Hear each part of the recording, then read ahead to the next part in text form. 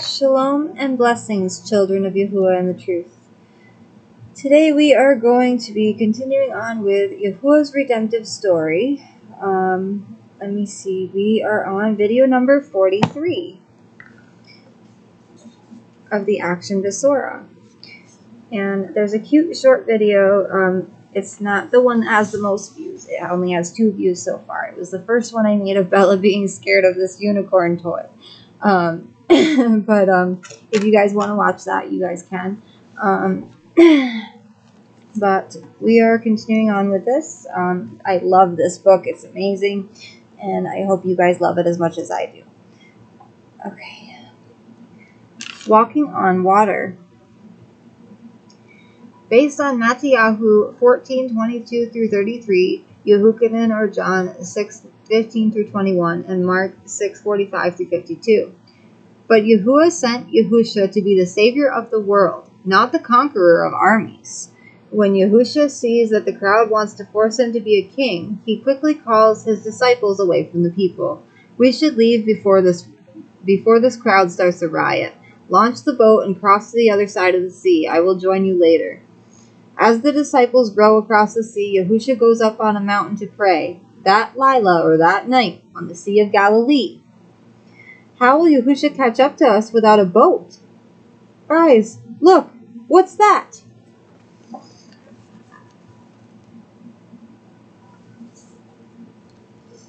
It's a ghost. No, it's our Adonai. Master, do you want me to come join you on the waves? Come. Peter immediately jumps out of the boat and walks on water too. As long as Peter's eyes are on his Savior, the waves support him, but when Peter takes his eyes off the Adonai and remembers the wind and the rough waves, he loses faith and begins to sink. Adonai, save me! Peter, why did you doubt me? After Yahusha rescues Peter, they climb into the boat. The wind dies down. You really are the son of Elohim.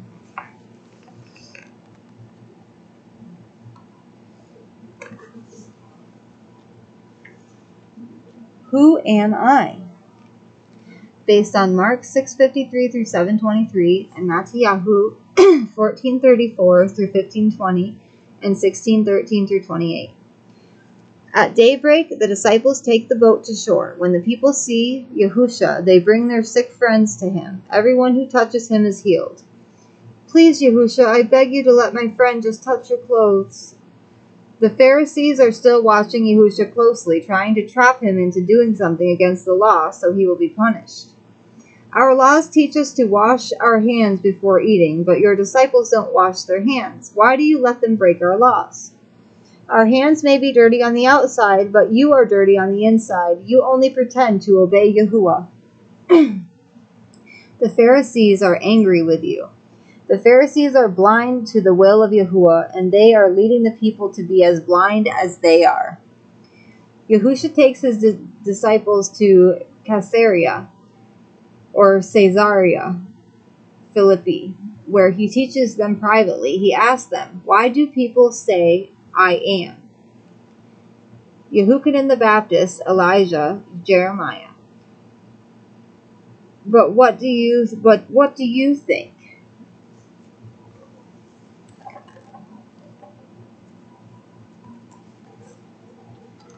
Are you the Mashiach, the son of the living Elohim? You are blessed, Peter. My Father in heaven showed you this is true. Now that the disciples start to understand that Yahusha is the Mashiach, or the Messiah, the Savior that Elohim promised to send, Yahusha tells them what will happen when he goes to Jerusalem. The Pharisees and priests don't believe I am the Mashiach. They will have me killed, but in 3 days I will rise to life again. Killed? Never! Peter, you don't understand Yahuah's plan for me. If any of you wants to follow me, you must be ready to suffer the way I will suffer. But the disciples still do not understand. I wouldn't have wanted him to die either.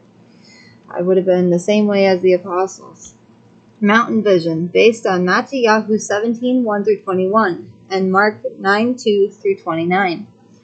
Even though Yahusha claims that he will be killed, his disciples are sure that he can just use his power to save himself. But Yahusha wants them to understand his true mission. So a few days later, Yahusha speaks to Peter, James, and Yehukanan. Come with me up on the mountain. Why just us? Suddenly, Yahusha's face shines like the sun, and his clothes begin to glow. And standing with Yahusha are Elijah and Moshe, two of Yahuah's greatest prophets.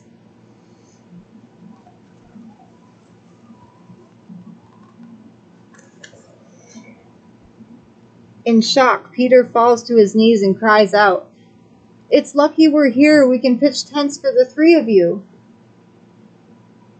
This is my beloved son. Do as he says."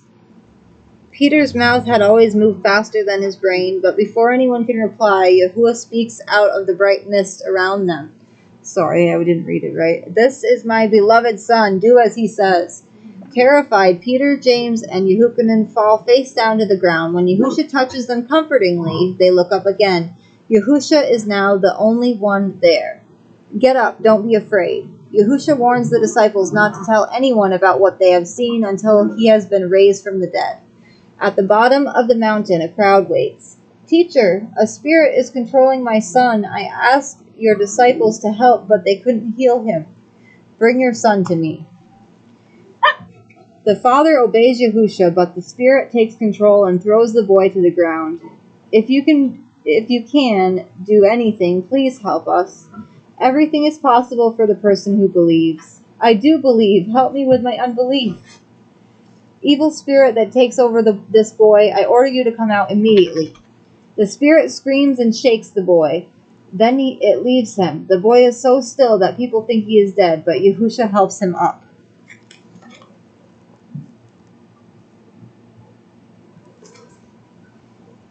Stop it, Roscoe. And the last one for today is tough lessons.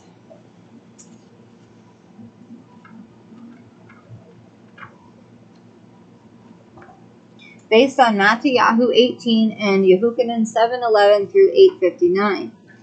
When they are alone, the disciples have some questions for Yahusha. "Why couldn't we heal that boy? You didn't have enough emunah, enough faith. If you have faith, even as small as a mustard seed, nothing is impossible."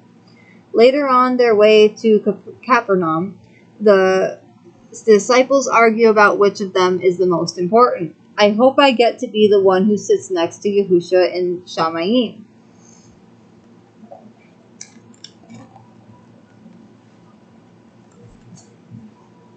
Yahusha overhears the disciples quarreling and realizes that they think Shamayim works the same way as Earth. He decides that it is time for an object lesson. To help his disciples understand more about the kingdom of Yahuah, Yahusha calls a young boy. "You need to become like little children. If you don't, you won't enter the kingdom of Shamayim or heaven. You must become as trusting and innocent as this child is. Welcome a little child like this in my name." Roscoe and Bella, enough.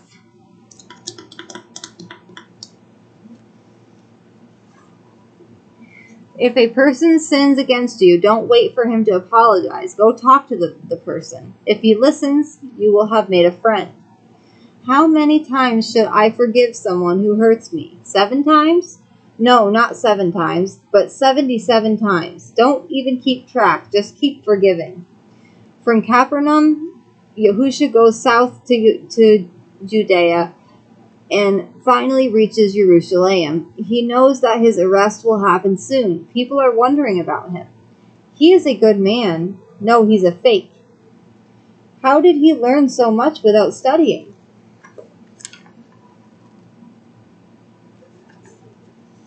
The Pharisees know who Yahusha is, a troublemaker. There is no way to stop Yahusha. We must trap him. There is a woman who is cheating on her husband. How do you know? Never mind that part. This Yahusha is a friend of sinners, right? If he says to let this sinning woman go, then he's breaking the law of Moshe. And we can arrest him. But if he lets us put her to death, then his followers will turn against him. The next morning, Yahusha is teaching on the temple steps. If you know me, then you know the truth, and the truth will set you.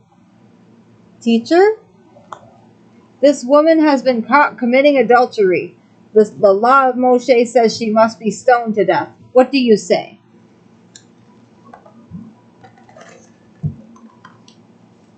This poor woman.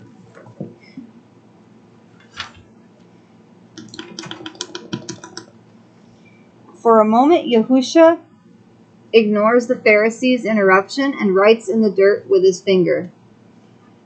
Well, what's your answer? Whichever of you has never sinned may throw the first stone at her.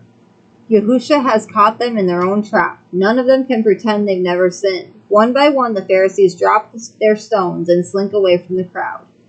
Woman, who accuses you of a crime? Well, nobody, I guess. I don't accuse you either. Go in peace, but sin no more.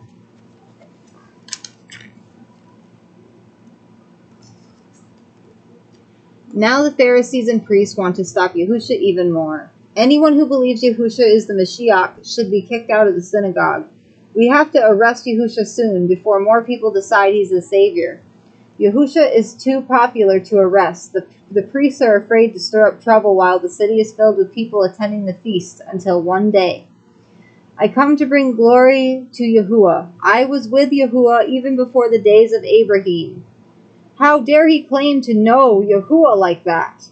Stone him! Stone him! The Pharisees pick up stones to throw at Yahusha, but he slips away. Bella and Roscoe, enough. Next time we will be reading Faith at First Sight, A Good Neighbor, Help for Martha, and The Adonai's Prayer. I love you all, children of Yahuah in the truth, and now it is time to praise Yahuah. This is my absolute favorite part. I love singing praises to Yahuah. I write songs whenever something comes to me. I didn't write it down last night, but I did think of another song. I wish I could remember it now. I learned from that mistake. From now on, I'm going to write down any song that comes into my head for Yahuah. Yahuah is with me. Yahuah is for me. Yahuah is greater than all of these things. If Elohim is for me, then who can be against me?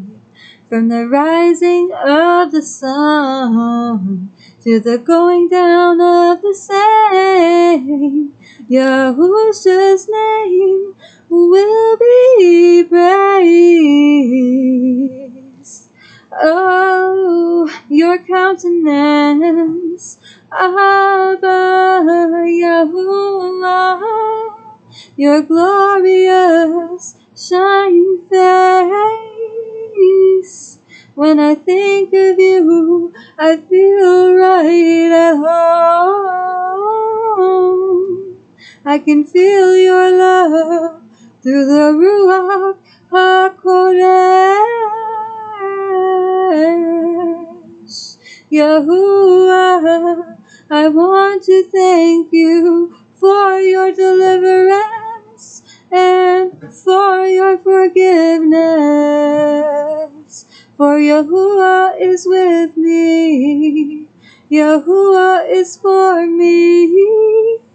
Yahuah is greater than all of these things. If Elohim is for me, then who can be against me? Yahusha is our sovereign King.